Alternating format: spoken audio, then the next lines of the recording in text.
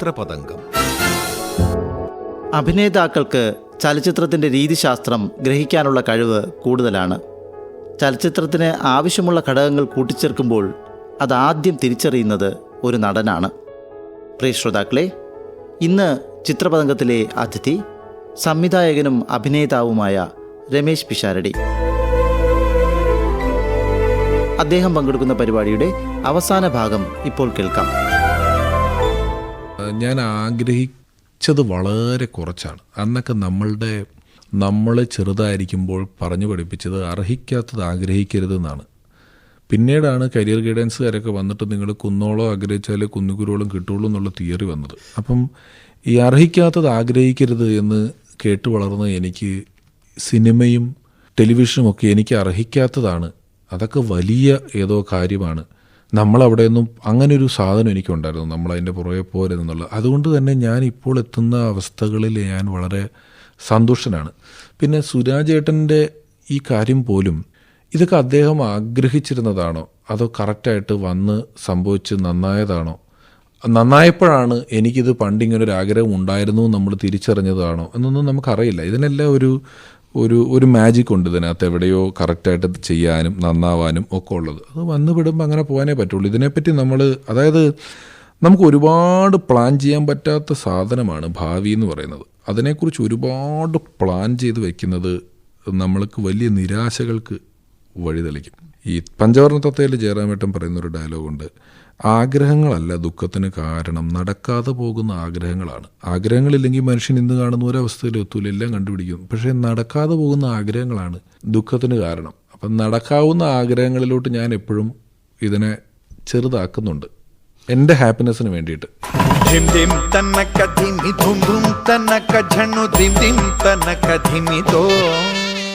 Preparation of course ഉണ്ടല്ലോ. ഞാൻ 21ാമത്തെ വർഷമാണ് കലയിലിപ്പം നിൽക്കുന്നത്. നമ്മളുടെ പ്രിപ്പറേഷൻ എന്ന് പറയുന്നത് നമുക്കിത് പോയി ഇതിൻ്റെ പ്രിപ്പറേഷൻ എന്ന് പറയുന്നത് ഏതെങ്കിലും ഇൻസ്റ്റിറ്റ്യൂട്ടിൽ പഠിക്കാൻ വേണമെങ്കിൽ എന്നുള്ളതല്ലാതെ ഒരു പ്രിപ്പറേഷൻ ഇല്ല. നമ്മൾ അവനവനെ ഇതിനു വേണ്ടി ഏറ്റവും തയ്യാറാക്കി നിർത്തുക എന്ന് പറയുന്നൊരവസ്ഥയാണല്ലോ. ഞാൻ അംബീഷ്യസ് ആണ്, ഹാപ്പിയുമാണ്. ഞാൻ ഇതിൽ തൃപ്തിയായി ഇത്ര മതി എന്നല്ല നമ്മൾ പറഞ്ഞതിൻ്റെ അർത്ഥം. ഞാൻ തൃപ്തനാണെന്നാണ് ഞാൻ പറഞ്ഞത്. ഇത്രയാണെങ്കിലും ഞാൻ തൃപ്തനാണ് എന്നും പറഞ്ഞ് ഞാൻ നിർത്തുന്നില്ലല്ലോ. ഞാൻ നിർത്താതിരിക്കും തോറും ഇത് മുന്നോട്ട് പോയിക്കൊണ്ടിരിക്കും. തൃപ്തിയായി എന്നും പറഞ്ഞ് ഞാനിത് സ്റ്റോപ്പ് ചെയ്തിട്ടില്ല.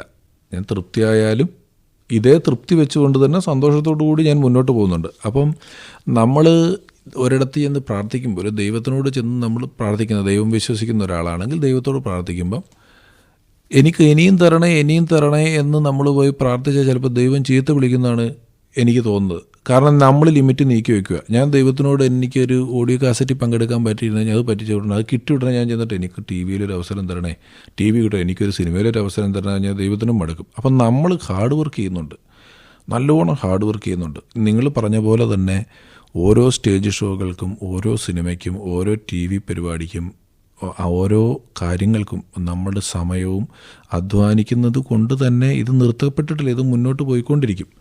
പ്രിപ്പറേഷൻ എന്ന് പറയുന്നത് നമ്മൾ ഒരുങ്ങിയിരിക്കുക എന്നുള്ളതിനപ്പുറം നമുക്ക് എന്താണ് ചെയ്യേണ്ടത്? ഇപ്പോൾ ഒരു ക്യാരക്ടറുണ്ട്, 10 ദിവസം ജിമ്മിൽ പോയി പ്രിപ്പയർ ചെയ്യണമെന്ന് പറഞ്ഞാൽ നമുക്ക് ചെയ്യാം, വെറുതെ ചെയ്യാൻ പറ്റത്തില്ലല്ലോ. ഈ നമ്മൾ കഴിവറിയുന്ന പോലെ ഒന്നാണ് പരിമിതി അറിയുന്നതും. ഞാൻ മിമിക്രിയിൽ വരുമ്പം 50-60 നടന്മാരുടെ ശബ്ദങ്ങൾ അനുകരിക്കുന്ന വൻകിട പുലികളുണ്ട്. ഞാനൊരു സ്ഥലത്ത് നിന്ന് ഒറ്റയ്ക്ക് ഒരു ദിവസം എറണാകുളത്ത് ഈ മിമിക്രി പരിപാടിയുമായിട്ട് സലീമേൻ്റെ ട്രൂപ്പിലെത്തുകയാണ്. വലിയ ആർട്ടിസ്റ്റുകളുണ്ട്. എനിക്ക് പെൺവേഷമുണ്ട് 2-3 എണ്ണം. സ്റ്റേജിൻ്റെ സൈഡിൽ നിന്ന് അനൗൺസ്മെൻ്റ് ഉണ്ട് 2-3 എണ്ണം. അപ്പോൾ എനിക്ക് മുന്നിലേക്ക് വരിക എന്ന് പറയുന്ന എൻ്റെ ആഗ്രഹത്തിലാണ് ഞാൻ ഈ കൊണ്ട് നിർത്താതെ പറയുക എന്നൊക്കെ പറഞ്ഞ് കാണാപ്പാഠം പഠിച്ച് ചെയ്യാൻ. എനിക്ക് അന്ന് കോമഡി ചെയ്ത് സ്റ്റേജിൽ ഈ പെൺവേഷം ഒക്കെ ചെയ്യുന്നതല്ലാതെ അവസരങ്ങൾ കിട്ടുന്നില്ല. അപ്പം ഞാനത് പഠിച്ച് പറയാൻ തുടങ്ങി. പിന്നെ എനിക്ക് അത്യാവശ്യം വായന ഉണ്ടായിരുന്നു. ഞാൻ ഒരു നിലത്ത് കിടക്കുന്ന കടലാസ് കഷ്ണം കിട്ടിയാലും വായിക്കുന്ന ഒരാളായിരുന്നു. അപ്പോൾ വായനയും കൂടെ വന്നപ്പോൾ ഞാൻ ഈ അവതരണത്തിന് തിരക്ക് കുറവായിരുന്നു, ആൾ കുറവായിരുന്നു. അവതരിപ്പിക്കാൻ പരിപാടികൾ ആങ്കർ ചെയ്യാൻ ആൾ കുറവായിരുന്നു. ഞാൻ അതിലോട്ട് കോൺസെൻട്രേറ്റ് ചെയ്ത് തുടങ്ങി. പിന്നീട് നമ്മൾ റിപ്പീറ്റ് ചെയ്ത് ഉപയോഗിക്കുന്ന വാക്കുകൾ ഏതൊക്കെയാണ്, അപ്പം എന്തായാലും, നമുക്കറിയാം, തീർച്ചയായും എന്നൊക്കെ പറയുന്ന ചില വാക്കുകൾ ആളുകൾ ലിങ്കായിട്ട് ഉപയോഗിക്കാറുണ്ട്. ഞാൻ ഇത് നോട്ട് ചെയ്ത് എൻ്റെ വർത്തമാനത്തിൽ നിന്നും ഇത് ഒഴിവാക്കിയ ശേഷം കേട്ട കാര്യങ്ങൾ ഓർക്കാനും കൂടെ തുടങ്ങിയപ്പോഴാണ് എനിക്ക് അവതരണത്തിൽ ഇപ്പം എത്രയോ എപ്പിസോഡുകൾ ഞാൻ അവതരിപ്പിച്ചിട്ട്, അല്ലെങ്കിൽ ഇൻ്റർവ്യൂ, നിങ്ങളിപ്പോൾ ചെയ്യുന്ന പോലെ ഇൻ്റർവ്യൂ ചെയ്തിട്ട് ഒരാളെ കിട്ടിക്കഴിഞ്ഞാൽ എനിക്കറിയാം ഏത് വഴി പോവാം. 2 ചോദ്യം കഴിയുമ്പോൾ തന്നെ ഞാൻ അതിനൊരു വഴി ഫിക്സ് ചെയ്ത് ആ വഴി എൻ്റർടൈനിങ് ആയിട്ട് ഇൻ്റർവ്യൂ കൊണ്ടുപോകാനൊക്കെ നോക്കാൻ പറ്റുമായിരുന്നു. അപ്പം അവതരണം അത്തരത്തിൽ ഭാഷ കൃത്യമായിട്ട് ഉപയോഗിക്കാൻ പറ്റിയത് കൊണ്ടും, നിങ്ങൾ പറഞ്ഞ സ്റ്റാൻഡപ്പ് കോമഡിയിലോട്ട് വന്നതെന്ന് പറയുന്നത് ചെറിയ ചെറിയ ഇവൻറ്റുകൾ, ആരുടെയും കണ്ണിൽ പെടാത്തത് എനിക്ക് അതിനകത്തുനിന്ന് ചില കാര്യങ്ങൾ കണ്ടുപിടിച്ചെടുക്കാൻ പറ്റുമായിരുന്നു. ഇവിടെ നമ്മളിപ്പോൾ ഒരു യാത്ര പോയി തിരിച്ചു വന്നു, എല്ലാവർക്കും അതൊരു സ്വാഭാവികമായ യാത്രയായിട്ട് തോന്നുമെങ്കിൽ എനിക്ക് അതിനകത്തൊരു 2-3 പോയിന്റുകളിനകത്ത് ഇങ്ങനൊരു കോമഡി ഉണ്ടല്ലോ അവിടെ നടന്ന, ഇത് സത്യത്തിൽ ഇങ്ങനെ ചിന്തിച്ചാൽ ഒരു കോമഡി അല്ലേ എന്നൊരു ചിന്ത വരുമായിരുന്നു. ഞാനിതിനെ പറഞ്ഞ് ഫലിപ്പിക്കുമായിരുന്നു. എനിക്ക് സൗഹൃദങ്ങൾ കൂടുതലായിരുന്നു. സൗഹൃദങ്ങളുടെ ഇടയിലിരുന്ന് ഇത് പറഞ്ഞ് ഫലിപ്പിക്കുമായിരുന്നു. പിന്നീട് മുന്നിലേക്ക് വന്നപ്പോൾ മിമിക്രി റെക്കോർഡ് ചെയ്തിട്ട് വായനക്കുന്ന സ്കിറ്റുകളായി. ഒപ്പം നമ്മളുടെ സദസ്സ് വളരെ വലുതാണ്. നമ്മുടെ സദസ്സ് വലുതായതുകൊണ്ട് തന്നെ നമ്മളിപ്പം മിണ്ടുന്ന പോലെയാണ് ഒരു സ്റ്റാൻഡപ്പ് കോമഡിക്ക് പെർഫോം ചെയ്യാൻ പറ്റുള്ളൂ. നമ്മളുടെ മുന്നിലേക്കൊരു 10,000 പേര് ഒരു സ്റ്റേഡിയത്തിൽ വന്നിരുന്നു കഴിഞ്ഞാൽ ഇപ്പം മിണ്ടിക്കൊണ്ടിരിക്കുന്ന ഞാൻ, എന്തൊക്കെയുണ്ട് വിശേഷം, പ്രിയമുള്ളവരെ, ഇത്ര ഒച്ചത്തിൽ വള്ളംകളിക്ക് അനൗൺസ് ചെയ്യുന്ന പോലെ വർത്താനം പറയണം. ഈ ശ്രുതിയിൽ നമുക്ക് കോമഡി പറയാൻ പറ്റില്ല. അതുകൊണ്ടാണ് ഇവിടെ സ്റ്റാൻഡപ്പ് കോമഡി കുറഞ്ഞു പോയത്. ഇനി അങ്ങോട്ടുള്ള കാലത്ത് ചെറിയ സദസ്സുകൾ വരും, ഇതിനുള്ള സ്കോപ്പ് കൂടും എന്ന് വിശ്വസിക്കുന്നു.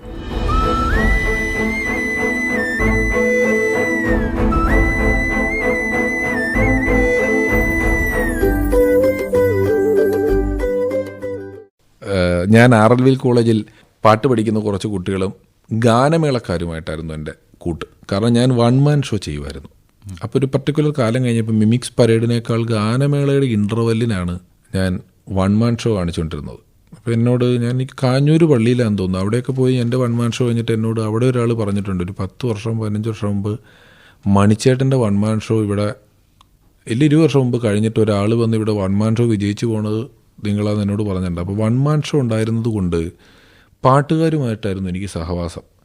അതുകൊണ്ട് തന്നെ എന്നെ പാട്ടുകാർ വളരാൻ അനുവദിച്ചില്ല. എൻ്റെ പാട്ട് തുടങ്ങുമ്പോൾ തന്നെ ഇവർ നോക്കും, ഇതെന്ത് പാട്ടടവേ എന്നുള്ള പോലെ. അപ്പോൾ ഞാൻ നിർത്തും. പാട്ടിനെക്കുറിച്ച് എനിക്ക് അറിയാം, പാട്ട് ഏകദേശമൊക്കെ എനിക്ക് വരി അറിയാം, ആരാ ചെയ്തതെന്നറിയാം, അതിൻ്റെ കുറച്ച് രാഗങ്ങളെക്കുറിച്ചൊക്കെ എനിക്ക് അറിയാവുന്നത് കൊണ്ട് ഇത് ചെയ്യാൻ പറ്റണില്ല. അറിയില്ല, ഞാൻ പാടി തീർത്തേനെ. അറിയാവുന്നത് കൊണ്ട് പാടാൻ പറ്റും. ഇവരുമായിട്ടുള്ള സഹവാസം കൊണ്ട് കുറച്ച് അറിയാൻ പറ്റി, അതുകൊണ്ട് പാടാൻ പറ്റുന്നില്ല. ഇപ്പം ഞാനും ഗിന്നസ് പക്രു ചേട്ടനും കൂടെ പള്ളിയിലെ അച്ഛന്മാരൊക്കെ ഇട്ട് വന്നൊരു സ്കിറ്റ് കണ്ടപ്പോൾ അത് ഞാനും അവരുമായിട്ട് നല്ല കോമ്പിനേഷനാണെന്ന് പറഞ്ഞു. ഞാനും മുകേഷ് ചേട്ടനുമാണ്, ഞാനും ധർമ്മജനുമാണ്, ഞാനും സാജൻ പള്ളുരുത്തിയുമാണ്, ആര്യ ഞാനും നല്ലതാണ്. അപ്പോൾ നമ്മളൊരിച്ചിരി ഫ്ലെക്സിബിളായിട്ട് പലരുടെയും കംഫർട്ട് സോണിലോട്ട് എത്തേണ്ട ഒരു ആവശ്യകത നമ്മളും കൂടെ നോക്കേണ്ടതുണ്ട്. നമ്മൾ കോമ്പിനേഷൻ ആവുക എന്ന് പറയുന്നത് നമ്മുടെ ആവശ്യമാണ്, അവരുടെ ആവശ്യമല്ല. അവരെല്ലാം പ്രതിഭകളാണ്. അപ്പം മുകേഷ് ചേട്ടനുമായിട്ട് ഞാനൊരു പ്രോഗ്രാം ചെയ്യാൻ തുടങ്ങുമ്പോൾ തൊട്ട് തന്നെ എനിക്ക് അദ്ദേഹത്തിൻ്റെ ഒരു മെമ്മറിയും ഒരു കഥ എടുത്തത് പ്രസൻറ്റ് ചെയ്യുന്നതിനകത്തുള്ളൊരു സ്കില്ലും അത് തലയിലിട്ട് നമ്മൾ എഡിറ്റ് ചെയ്യുന്നുണ്ട്. അതിനകത്ത് വേണ്ടതും വേണ്ടാത്തതും അതിനെക്കൊണ്ട് ക്ലൈമാക്സിലെത്തിക്കലുമൊക്കെ ചെയ്യൽ. പിന്നെ അദ്ദേഹം ഒപ്പത്തിനൊപ്പം നിൽക്കുമായിരുന്നു. നമ്മൾ പറയുന്നതിനനുസരിച്ചൊരു സാധനം തിരിച്ചു പറയുക, അല്ലെങ്കിൽ തിരിച്ചു പറഞ്ഞാൽ അദ്ദേഹം അതിനെ വൈകാരികമായി സമീപിച്ചുകൊണ്ട് എന്നോട് അങ്ങനെ പറയരുതെന്ന് പറയുക, അങ്ങനെയൊന്നും ചെയ്യുന്ന ഒരാളല്ലായിരുന്നു അദ്ദേഹം. വളരെ കൃത്യമായിട്ട് തമാശയെ സീരിയസ് ആയിട്ട് സമീപിക്കുന്ന ഒരാളാണ്. അതുകൊണ്ടാണ് അദ്ദേഹമായിട്ട് അത്ര കോമ്പിനേഷൻ ഫീൽ ചെയ്തത്. ഇഷ്ടംപോലെ പേര് അങ്ങനെ കോമഡി ഒരു മോശം പ്രോസസ്സ് ആയതുകൊണ്ടൊന്നും അല്ല, കോമഡി ചെയ്യുന്നതൊക്കെ നല്ല പാട് തന്നെയാണ്. അങ്ങനെ ഒരു ത്രൂ ഔട്ട് ഹ്യൂമർ വേഷത്തിന് വേണ്ടിയിട്ട് എന്നെ വിളിച്ചിട്ടില്ല. ഞാൻ ചെയ്യുന്ന വേഷത്തിൽ ഹ്യൂമർ ഉണ്ടെങ്കിലും അത് എവിടെയെങ്കിലുമൊക്കെ ഒരു ഗൗരവമുള്ള കാര്യത്തിലോട്ട് എത്താൻ ഞാൻ ശ്രമിച്ചിട്ടുണ്ട്.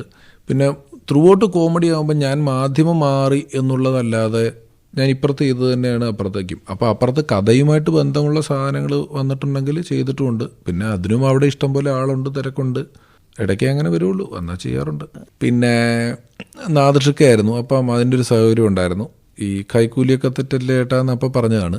അത് വളരെ കൺവിൻസിങ്, അയാളെ നമുക്ക് കണക്ട് ചെയ്യാൻ പറ്റുന്ന അങ്ങനത്തെ കുറേ എണ്ണങ്ങളുണ്ട് നമ്മുടെ കൂട്ടത്തിൽ. വളരെ മാന്യനെന്ന് തോന്നുന്ന രീതിയിൽ പെരുമാറുകയും നല്ല തെറ്റ് ചെയ്ത ശേഷം ഇവരെ പിടിച്ചു കഴിയുമ്പോൾ ഇതിലെന്താ തെറ്റെന്നുള്ള പോലെ പുള്ളിക്ക് അതിനകത്തൊരു തെറ്റ് ഫീൽ ചെയ്യുന്നില്ല. കൈക്കൂലിയൊക്കെ തെറ്റാന്ന് പറഞ്ഞാലും ഈ ചെയ്ത ആക്ട് ഒരു തെറ്റാണെന്ന് ഞാൻ ആ ക്യാരക്ടർ ചെയ്യുമ്പോൾ അതാ നോക്കി. കാരണം പുള്ളിയുടെ ചിരിയിലോ പുള്ളിനെ പിടിച്ചുകൊണ്ട് വരുമ്പോഴോ ഒന്നും ഇതെന്തോ ഒരു തെറ്റാണ് ഞാൻ ചെയ്തതെന്നുള്ള യാതൊരു ബോധ്യവും ഇല്ലാതെയാണ് ചിരിച്ച മുഖത്തോടു കൂടി പോണ വഴിക്ക് ഒരു കൊച്ചിനെ കണ്ടപ്പോൾ നന്നായിട്ട് പഠിക്കണേ, ഞാൻ കൊച്ചിനോട് പറയുന്നു, പുള്ളിനെ അറസ്റ്റ് ചെയ്തുകൊണ്ടാണ് പോണേന്നുള്ളൊരു ഒരു ചിന്തയില്ല, പുള്ളിനെ ടൂർ കൊണ്ടുപോകണ പോലെയാണ് പുള്ളി പോകുന്നതെന്ന് ഫിക്സ് ചെയ്ത് വന്നതാണ്.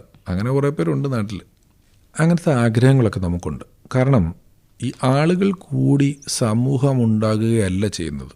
സമൂഹം ഇവിടെ ഉണ്ട്. ഇവിടെ ജനിക്കുന്ന ഓരോ കുട്ടിയെയും 10-20 വർഷം ട്രെയിൻ ചെയ്ത് ഈ സമൂഹത്തിലോട്ട് എടുക്കുക ചെയ്യുന്നത്. അല്ലെങ്കിൽ അവൻ ഈ സമൂഹത്തിൽ പെടാത്തവനായി പോകും. നമ്മുടെ സമൂഹം ഉണ്ടാക്കി വെച്ച ടെംപ്ലേറ്റുകളായിട്ടുള്ള സിസ്റ്റങ്ങളോട് ഏറ്റവും അനുരൂപനായിട്ട് നിൽക്കുന്നവനെയാണ് സമൂഹം നല്ലവൻ എന്ന് വിളിക്കുന്നത്. അല്ലെങ്കിൽ സമൂഹം നമുക്ക് മൈനസ് മാർക്കുകൾ തന്നുകൊണ്ടേയിരിക്കും. അപ്പോൾ അതെല്ലാവരെ കൊണ്ടും സാധ്യമല്ല. ഒന്ന് പിന്നെ പലപ്പോഴും ഈ നോക്കൂ, ഒരു കണ്ണാടി വെക്കുക എന്ന് പറയുന്നത് വളരെ നോർമലായ കാര്യമാണ്. പക്ഷേ ഇയർഫോൺ വെച്ച ഒരാൾ ഒരു വിവാഹാലോചനയ്ക്ക് പോയാൽ പെട്ടെന്ന് അയ്യോ അയാൾക്ക് ഇയർഫോൺ ഉണ്ടെന്ന് ചിലപ്പോൾ പറഞ്ഞേക്കാം. എന്നാൽ കണ്ണിന് കാഴ്ച കുറവുള്ളതുകൊണ്ട് കണ്ണാടി വെച്ച പോലെ തന്നെ ഒരു പ്രോസസ്സാണ് ഈ ചെയ്തത്. എന്തുകൊണ്ടാണ് ഇങ്ങനെ സംഭവിക്കുന്നതെന്ന് വെച്ചാൽ ആൾ കൂടുമ്പം നോർമലായിട്ട് തോന്നും. എല്ലാവരും ചെയ്യുമ്പോൾ ഇത് നോർമലായിട്ട് തോന്നും. നമ്മുടെ സമൂഹത്തിലെ നന്മതിന്മകളുടെ അവസ്ഥ എന്ന് പറയുന്നത് ഇതുപോലെയാണ്. ഒരുപാട് പ്രശ്നങ്ങൾ എല്ലാവരും ചെയ്യുന്നത് കാരണം അതൊരു നോർമൽ പ്രോസസ്സായിട്ട് നമ്മൾ കണക്കാക്കപ്പെടുന്നുണ്ട്. അത്ര നോർമൽ അല്ല അത്. അപ്പം ഈ ഞാൻ ആദ്യം പറഞ്ഞ ഹാപ്പിനെസ്സിൻ്റെ ഒരു ഏരിയയിൽ നമ്മൾ പലപ്പോഴും സാഡിസം ഹാപ്പിനെസ്സായിട്ട് തെറ്റിദ്ധരിക്കുന്നുണ്ട്. നമ്മൾ ഒരാളുടെ പേജിൽ പോയി അയാളെ ചീത്ത വിളിച്ചപ്പോൾ നമുക്ക് എന്താണ് നടന്നത്, എന്താണ് ഇതിലെ സത്യം എന്നൊന്നും അറിയാത്തൊരു വാർത്ത കേട്ടാലും അതിൽ നമുക്ക് തെറ്റുകാരൻ തോന്നുന്ന ഒരാളെ നമ്മൾ ചീത്ത വിളിക്കുക വഴിയൊക്കെ നമ്മൾ സന്തോഷം അനുഭവിക്കുന്നുണ്ടെങ്കിൽ അത് യഥാർത്ഥ സന്തോഷമല്ല, അതൊരു സാഡിസമാണ്. യഥാർത്ഥ സന്തോഷം അനുഭവിച്ചാലേ ഇത് തമ്മിലുള്ള വ്യത്യാസം നമുക്ക് തിരിച്ചറിയാൻ പറ്റുള്ളൂ. അപ്പം അത്തരം കാര്യങ്ങളിൽ കുറച്ചുകൂടെ സെറ്റിലാവണമെന്ന് ഞാൻ ആഗ്രഹിച്ചിട്ടുണ്ട്. അതിൻ്റെ ഒരു പ്രധാനപ്പെട്ട കാരണമെന്ന് പറയുന്നത് എൻ്റെ വിദ്യാഭ്യാസം എന്ന് പറയുന്നത് എൻ്റെ യാത്രകളാണ്. ഞാൻ ഈ കലയിലായപ്പം പരിപാടിക്ക് പോയിട്ട് ഒരുപാട് രാജ്യങ്ങളിൽ പോയി, വേറെ കുറേ രാജ്യങ്ങൾ കണ്ടു, വേറെ കുറേ സംസ്കാരങ്ങൾ കണ്ടു, വേറെ കുറേ ജീവിത രീതികൾ കണ്ടു. ഇത് നമ്മളെ ഇൻഫ്ലുവൻസ് ചെയ്തിട്ടുണ്ട്. അപ്പം ഞാൻ പലപ്പോഴും ഇത്തരം കാര്യങ്ങളെ വളരെ വൈകാരികമായിട്ട് എടുക്കാറില്ല. പിന്നെ നമ്മുടെ സമൂഹത്തിൻ്റെ ഒരു പൊതു സ്വഭാവമാണ് പലരും എന്നോട് എങ്ങനെ പെരുമാറിയോ അതുപോലെ ഞാൻ തിരിച്ചു പെരുമാറും എന്ന് പറയാറുണ്ട്. അപ്പോൾ എൻ്റെ സ്വഭാവം എന്താണ്? എൻ്റെ എതിരെ വരുന്നവൻ്റെ സ്വഭാവമാണ് എൻ്റെ സ്വഭാവം. ഒരു മിററാണ് ഞാൻ. അവൻ എന്നോട് മോശം പെരുമാറി, ഞാനും മോശം പെരുമാറി, പിന്നെ എന്ത് വ്യത്യാസം? അപ്പം ഞാൻ പലപ്പോഴും എന്നോട് എങ്ങനെ പെരുമാറിയാലും ഞാൻ എൻ്റെ സ്വഭാവത്തിൽ തന്നെ തിരിച്ചു പെരുമാറണം എന്നൊക്കെ നിഷ്കർഷിച്ച് ജീവിക്കുന്ന ഒരാളാണ് പരമാവധി. ആ കഥാപാത്രത്തിൻ്റെ മാനസികാവസ്ഥ 2-3 കാര്യങ്ങൾ അതിൽ ആ കഥാപാത്രം ഒരു 4-5 ഡയലോഗുകളിൽ കൃത്യമായിട്ട് പറയാൻ പറ്റും. ഒന്ന്, ഈ കലാകാരനിൽ ഒരുപാട് പേര് വേറെ പണിയെടുത്ത് തിന്നിടേ എന്നൊക്കെ ആൾക്കാർ പറയുമ്പോഴോ അത് ചെയ്യാത്തത് ഇന്ന് രക്ഷപ്പെടും നാളെ രക്ഷപ്പെടും എന്നുള്ളൊരു പ്രതീക്ഷയുണ്ട്. നമ്മൾ തിരുവനന്തപുരത്ത് നിന്ന് വണ്ടിക്ക് വരുമ്പം അത് എല്ലാ കാര്യത്തിലും മനുഷ്യൻ ഒരു ഹോട്ടൽ കണ്ടാൽ നമ്മൾ ഉടനെ ചിലപ്പോൾ കയറില്ല, വേറെ ഇതിലും നല്ലത് അപ്പുറത്തുണ്ടാവുമെന്ന് നമ്മൾ വിചാരിക്കും. നമ്മൾ ഫസ്റ്റ് ചോയ്സ് കയറില്ല. ഈ പ്രതീക്ഷ എല്ലാ കലാകാരന്മാർക്കും എല്ലാ ദിവസവും ഉണ്ട്. ഈ പ്രതീക്ഷയാണ് അവനെ മുന്നോട്ട് നയിക്കുന്നത്. അങ്ങനെ പോയിട്ടുള്ള ഒരാളാണ് ഇയാൾ. 2, ഇയാൾ സിൻസിയറാണ്. ഇയാൾ ഒരു ട്രൂപ്പിൽ തന്നെയാണ് 10-16 വർഷമായിട്ട് നിന്നേക്കുന്നത്. മാറി മാറി പോയിട്ടില്ല. ഇയാൾ ആ സിനിമയിൽ അതും ഇയാൾ പറയുന്നുണ്ട്. ഒരു സ്റ്റേജിന് ഒരു 1500 രൂപ വരുമാനം കിട്ടുന്നത് കൊണ്ട് ജീവിക്കുന്ന ഒരാളാണ്. അയാളുടെ വീട്ടിൽ കാർ പോർച്ചില്ല. ആ വീട് നോക്കിയാൽ നിങ്ങൾക്ക് മനസ്സിലാവും. ഒരു പ്രതീക്ഷ പോലും, ഒരു സ്കൂട്ടർ വയ്ക്കാനുള്ള പോർച്ച് പോലും ആ വീട്ടിൽ തന്നെ ഇല്ല. അങ്ങനത്തെ ഒരു വീട് കിട്ടിയത് ഒരുപാട് പാടുപെട്ടിട്ട് തൃപ്രയർ ഭാഗത്ത് പോയിട്ട് അന്വേഷിച്ചിട്ടാണ് കിട്ടിയത്. അങ്ങനെ ഇതിൽ ജീവിക്കുന്നു. സിസ്റ്റം മാറി, കാലം മാറി. ഈ പറഞ്ഞ ഉപകാരം അയാൾ ചെയ്യാൻ പോകുമ്പോൾ ഒറ്റയടിക്കല്ല തീരുമാനിച്ച. അയാൾ പലതരത്തിൽ ആലോചിച്ച് പലതരത്തിൽപ്പെട്ട സമ്മർദ്ദങ്ങൾക്ക് വഴങ്ങി അയാളിലെ കലാകാരന് സിനിമ പാടാൻ അവസരം കിട്ടുകയും USA ഒന്നുകൂടെ പോകാൻ അവസരം കിട്ടുകയും ചെയ്യുമ്പോഴെന്നും പറഞ്ഞിട്ടാണ് അയാൾ അത് തീരുമാനിച്ച് പോകുന്നത്. സിനിമയിൽ അയാൾ വിജയിക്കുന്നതെന്ന് പറഞ്ഞു കഴിഞ്ഞാൽ സത്യത്തിൽ സുഹൃത്തുക്കളും വക്കീലും കൂടെ വിജയിപ്പിക്കുന്നത്. അയാൾ ജയിലിൽ കിടക്കുമ്പോൾ എനിക്കിവിടെ കിടക്കാൻ പേടിയാണെന്ന് പറഞ്ഞ് കരയുകയും ചെയ്യുന്നുണ്ട് ആ ക്യാരക്ടർ. മകള് അയാളെ അടിക്കുകയും ചെയ്യുന്നുണ്ട്. അത്രയും ഒരു മനുഷ്യനാണ് അയാൾ. ഒരു സാധാരണ മനുഷ്യനായിട്ടുള്ള ക്യാരക്ടറായിട്ടാണ് മമ്മൂക്കയും അത് ചെയ്തിരിക്കുന്നത്. വളരെ അത്ഭുതം തോന്നുന്ന രീതിയിൽ അദ്ദേഹം എന്നോടും പറയും പല കാര്യങ്ങളും. അത് ഇയാൾക്ക് ഇത്രേ പറ്റുള്ളൂ, ഇയാൾ ഈ രീതിയിലേ ജീവിക്കുകയുള്ളൂ എന്ന് പറയുന്ന ഒരു രീതിയിലാണ് അത് ചെയ്തിട്ടുള്ളത്. അപ്പം വളരെ സാധാരണപ്പെട്ട ഒരാളായിട്ട് തന്നെയാണ് ആ ഗാനഗന്ധർവനിലെ കഥാപാത്രം ചെയ്തിട്ടുള്ളത്. സിനിമയിലല്ലായിരുന്നെങ്കിൽ അയാൾ ചിലപ്പോൾ വിജയിക്കുമോ എന്ന് ചോദിച്ചാൽ ആ ഒരു ക്ലൈമാക്സ് ഒന്നും ഒരിക്കലും ഉണ്ടായിക്കൊള്ളാൻ നിർബന്ധമൊന്നുമില്ല. പരാജയപ്പെട്ടു പോയനെ. സാറേ, എന്റെ പേരിലൊന്നുമില്ല. തന്റെ പേരിലല്ലേ ഈ കേസ് മുഴുവനുള്ളത്? പേടിച്ചിട്ട് ഞാനൊരു സാധാരണക്കാരന്. ആഗ്രഹിച്ച ജീവിതവും കൈക്കിട്ട ജീവിതം തമ്മിൽ താരതമ്യപ്പെടുത്തിയ തൃപ്തിയാൻ വലിയ പാടാം. നമ്മൾ വാടുന്നില്ല. നിങ്ങൾ പറഞ്ഞത് ഒരു പ്രതികാരമാണ്. സത്യത്തിൽ നമ്മളുടെ പ്രതികാരം എന്ന് പറയുന്നത് നമ്മൾ ആരെങ്കിലുമൊക്കെ നശിപ്പിക്കാനായിട്ട് ഇറങ്ങി പുറപ്പെടുന്നതാണ്. നമ്മളുടെ വിജയമാണ് സത്യത്തിൽ പ്രതികാരം. നമ്മൾ എന്നെ അടിച്ചു, തിരിച്ചടിച്ചു, എന്നെ അടിച്ചു, ഞാൻ തിരിച്ച് ഉപദ്രവിക്കുക എന്ന് പറയുന്ന പ്രോസസ്സിലോട്ട് പോകുന്ന പ്രതികാരത്തിന് നമ്മൾ നമ്മുടെ ജീവിതത്തിൽ നിന്ന് സമയം മാറ്റിവെക്കണം. നമ്മളെ എല്ലാവരും കൂടെ കുറേ ഉപദ്രവിച്ചു, ശരിയാണ്. നമ്മൾ ഇവരെല്ലാം കൂടെ തിരിച്ചു ഉപദ്രവിക്കുന്നു. ഇത് വെറുതെ അങ്ങോട്ട്, അതിന് അപ്പുറത്തേക്ക് നമ്മൾ ഹാർഡ് വർക്ക് ചെയ്ത് സക്സസ്സിന് വേണ്ടി ശ്രമിക്കുക എന്നുള്ളതാണ് ഈ പറഞ്ഞ ഒരു നന്മയുടെ ഭാഗം. പക്ഷെ ഒരു സിനിമയായിട്ട് ചിന്തിക്കുമ്പോഴും മനുഷ്യനായിട്ട് ചിന്തിക്കുമ്പോഴും ആസ് ആൻ അനിമലായിട്ട് ചിന്തിക്കുമ്പോഴും നമ്മൾ മറ്റേതും ചെയ്യും. നമുക്ക് അത്ര വലിയ ഉപദ്രവങ്ങളൊന്നും വ്യക്തി ജീവിതത്തിൽ ഉണ്ടായിട്ടില്ല, അല്ലെങ്കിൽ ഉപദ്രവിച്ചത് നമ്മൾ അറിഞ്ഞിട്ടില്ല. നമ്മൾ ആരോ ഇന്ന ആൾ, ഇപ്പോൾ ചില പടങ്ങളിൽ ചില ആൾക്കാർ പറയും അത് ആ വേഷം നിനക്ക് വെച്ചതാണ്, പക്ഷെ ആ സമയത്ത് മറ്റേ ഇന്ന അസോസിയേറ്റ് ഇരുന്ന് പറഞ്ഞു അവനെ വെക്കണ്ടെന്ന് പറഞ്ഞു പോയി എന്ന് എന്നോട് പറയും. ഞാൻ ശരിയെന്ന് പറയും. എന്ത് ചെയ്യാൻ പറ്റും? ഞാൻ അവനോട് ചെന്നിട്ട് നീ എന്തിനാ ഇതങ്ങനെ പറഞ്ഞെന്നൊക്കെ ചോദിച്ചവൻ സമ്മതിക്കുമോ? ഞാൻ അങ്ങനെ പറഞ്ഞില്ലെന്ന് പറയുള്ളൂ. പിന്നെ എന്തിനാ ചോദിക്കുന്നതെന്ന് ഓർത്ത് വിട്ടുകളെ.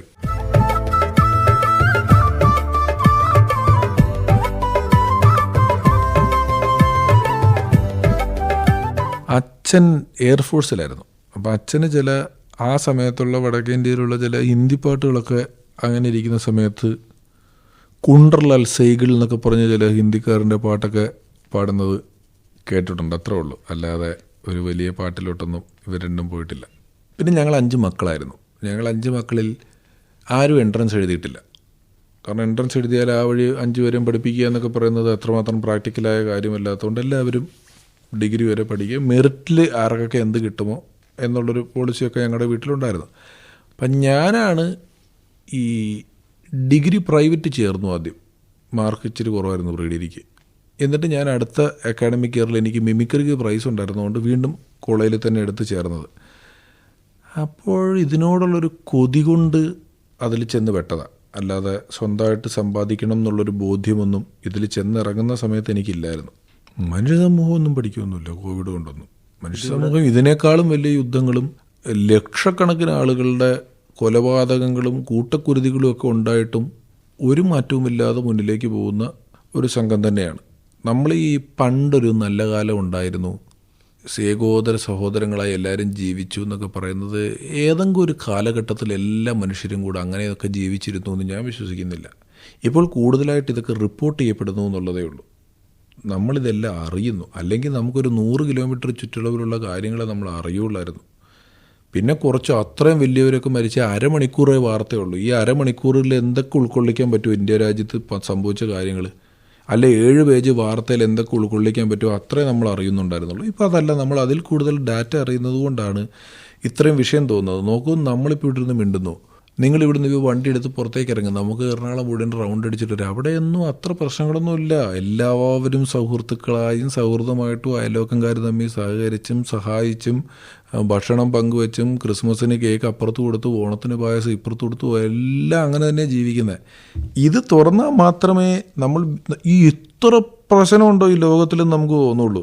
ബാക്കിയൊക്കെ അത്യാവശ്യമൊക്കെ ഉള്ളതൊക്കെ വെച്ച് എല്ലാവരും ഹാപ്പിയായിട്ടൊക്കെ തന്നെയാണ് പോകുന്നതെന്നാണ് ഞാൻ വിശ്വസിക്കുന്നത്. പ്രിയ ശ്രോതാക്കളെ, സംവിധായകനും അഭിനേതാവുമായ രമേശ് പിഷാരടി പങ്കെടുത്ത പരിപാടിയാണ് ശ്രോതാക്കൾ ഇതുവരെ കേട്ടത്.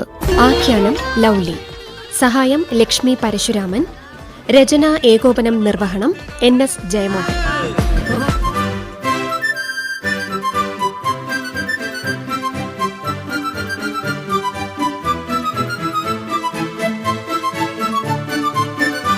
ചിത്രപതംഗം. അവതരണം ആകാശവാണി കൊച്ചി നിലയം.